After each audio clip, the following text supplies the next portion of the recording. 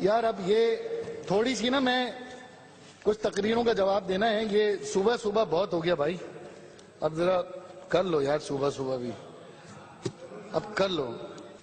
یہاں صوبوں کی بات ہوئی, دیکھیں پرابلم کیا ہے. پرابلم یہ پہلے آپ ہسٹری سمجھیں, کراچی کی ہسٹری کو سمجھیں پہلے.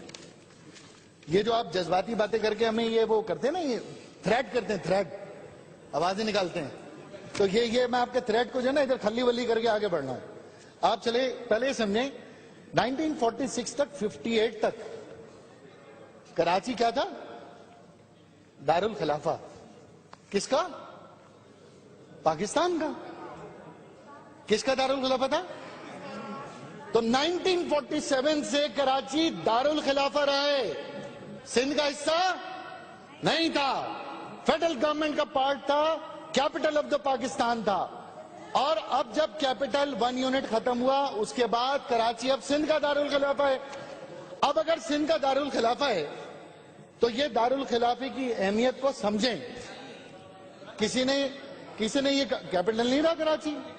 اچھا آپ دکھا دیجیے گا وہ جس طرح آپ کتے کی قبر کا مقدمہ بلوچستان میں لڑ رہے ہیں اسی طرح آپ دکھا دیجیے گا وہ.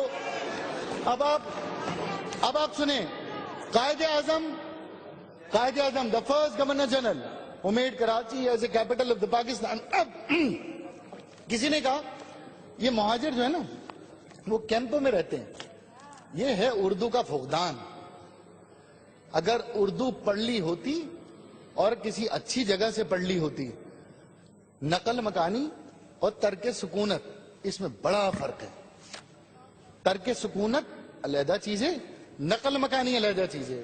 جو نقل مکانی کر کے آتا ہے وہ واپس جاتا ہے, جو ترک سکونت کر کے آتا ہے وہ مہاجر ہوتا ہے, وہ کبھی واپس نہیں جاتا. میرے آباء و اجداد ترک سکونت کر کے آئیں, اور ترک سکونت کرنے والے ہی آج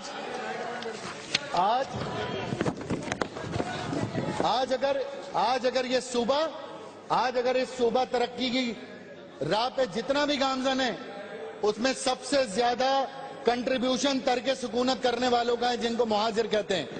اور اب میں آپ کو بتاتا ہوں بھائی, یہ مہاجر تحریک ہم نہیں چلا رہے, یہ صوبہ تحریک ہم نہیں چلا رہے. یہ دیکھو یہ پمفلٹ ہے میرے پاس, یہ محمود الحق عثمانی, یہ پمفلٹ ہے میرے پاس 1962 کا, ایم کیو ایم کے بننے سے پہلے. اس میں لکھا ہے کنوینئر کراچی صوبہ تنظیم.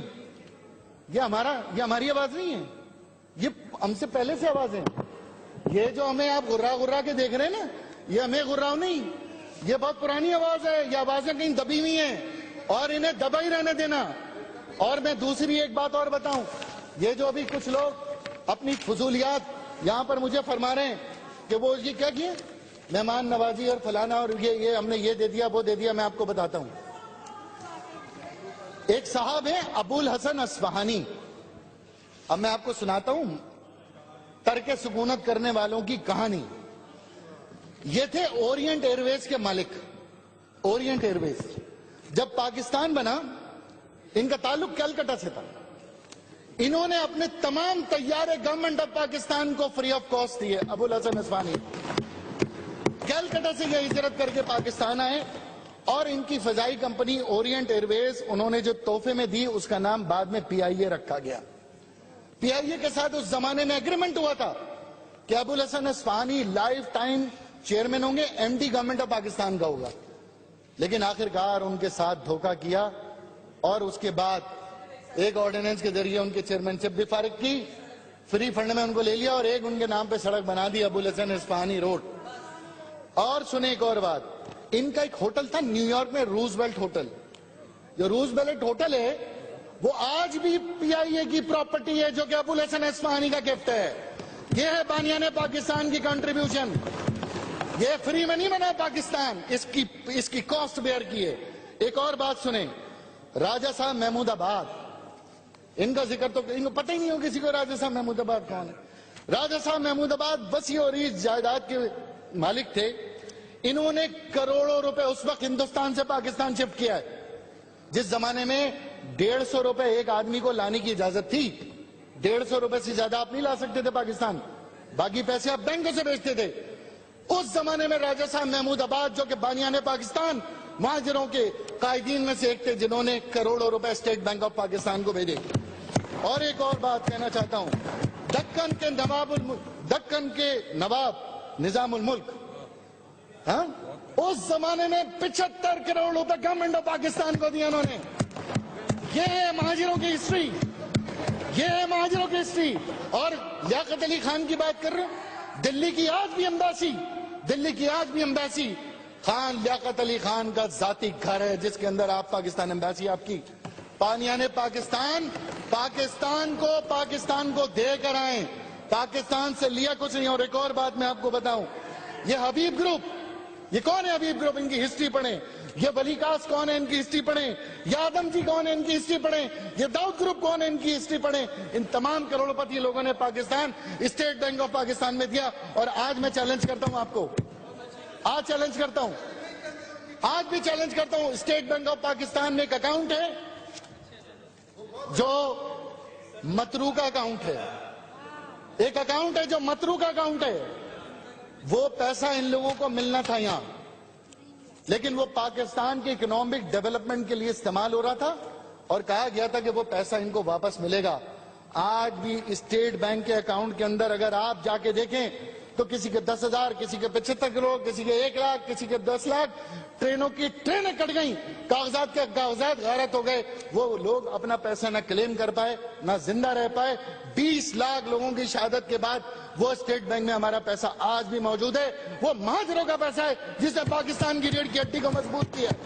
آپ کہتے ہیں ہمیں تحفے میں ملا ہے, آپ کہتے ہیں ہمیں کسی نے ہم پہ احسان کیا.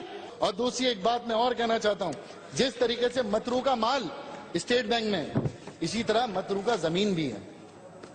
یہ زمین ایسے ہے کہ مجھے یاد ہے کہ جب ہندوستان میں مسلمانوں کا قتل عام, جب میں نے کتاب پڑھی اور مجھے اس کے اقتباسات یاد آ رہے ہیں کہ مسلمانوں کا قتل عام تھا, تو گاندھی جی نے بھوک ہڑتال کر دی, اسٹرائک کر دی.